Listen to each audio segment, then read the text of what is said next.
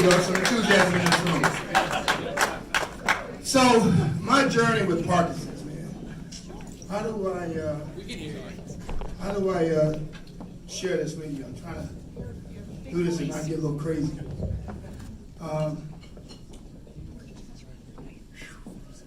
Take a deep breath, man. You can do this.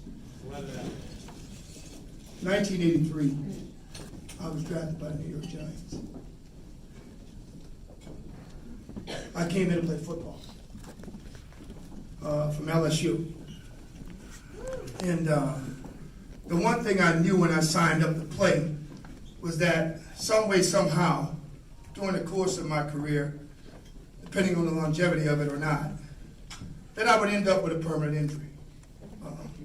But what I didn't know and what I didn't discover was that the dings, the concussions, the blows to the head, the bones I broke,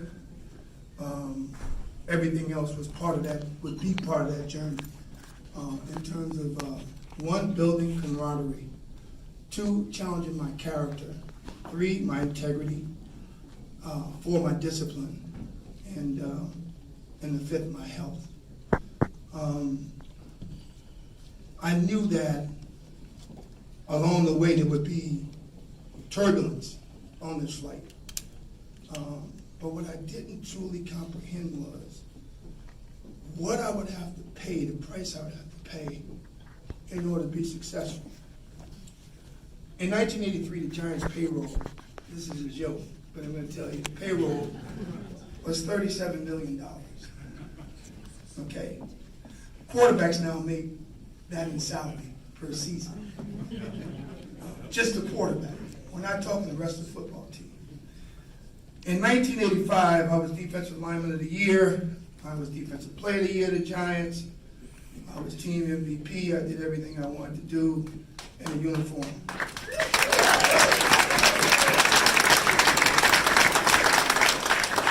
And as big as the reward was, I had a guy standing over my right shoulder by the name of Lawrence Taylor that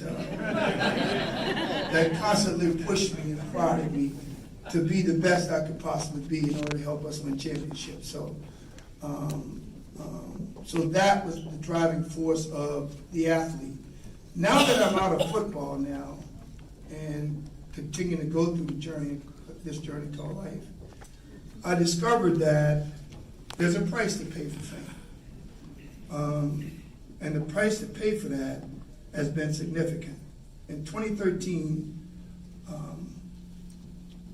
I almost lost my life. I almost lost my life to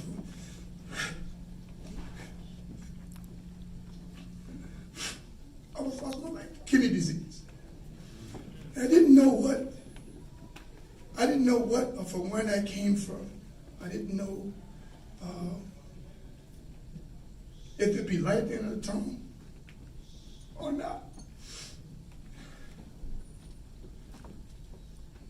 2014, I get diagnosed with CTE in the living. CTE in the living. And folks say, oh, there's no way you can diagnose CTE in the living, in the living. There's no way. Well, I can tell you, after being poked and prodded for 120 days at UCLA in the Nancy Reagan Center with Tony Dorsett, Joe DeLamalure, and Mark Duper, it was determined at the end of that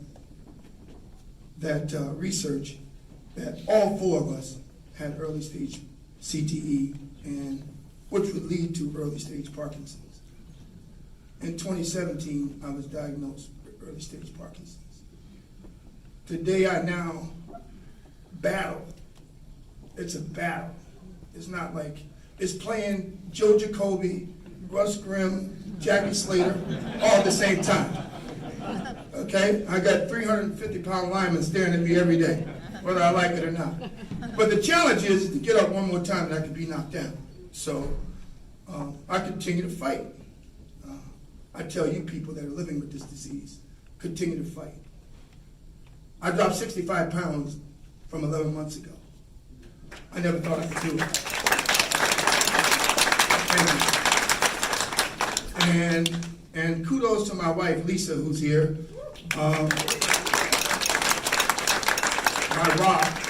She has been my biggest supporter, my biggest inspiration, and I love you for that, honey. Thank you.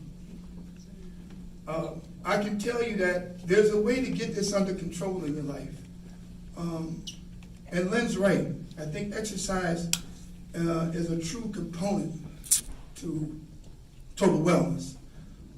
For most of us men, as we get older, hormone therapy comes into play, and some other things come into play. But I found that that the exercise, the use of natural products, I'm going to leave it at that, natural products, can enable you to live a more functional and better life. I love the flower. Sorry. And I think it's the greatest thing that God ever created. And I'll tell you, if you have a member who's dealing with this illness and the calming effect of it, the flower can certainly help. There's no doubt. As we continue to do this, fight this disease, it's people like you, all of you that have come out here tonight to make a difference, to engage with me, to engage with each other, to talk to each other about your situations and what your family is going through. Every day is tough for me to get out of bed. You know, my wife says, "Damn, you're moving slower today." I'm like, if you only knew the pain I'm in. But yet I continue to fight. I continue to fight. And I'll tell all of you, support those you love. Support the ones you don't know. Get to know them. If you can help them, help them. But one day we will eradicate this dreadful disease.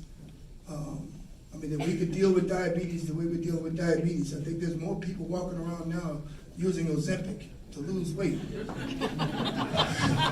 to fight becoming diabetic, and there's a way to do something with this dreadful disease of Parkinson. So thank you so much for coming out tonight. Appreciate it. Appreciate the love. Oh, wow.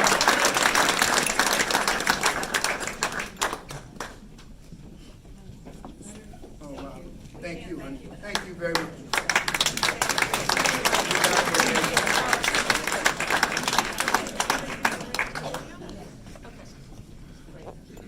So thank you, Leonard. That was amazing and inspirational. Lynn, you were amazing. Now we want to show you a little video clip.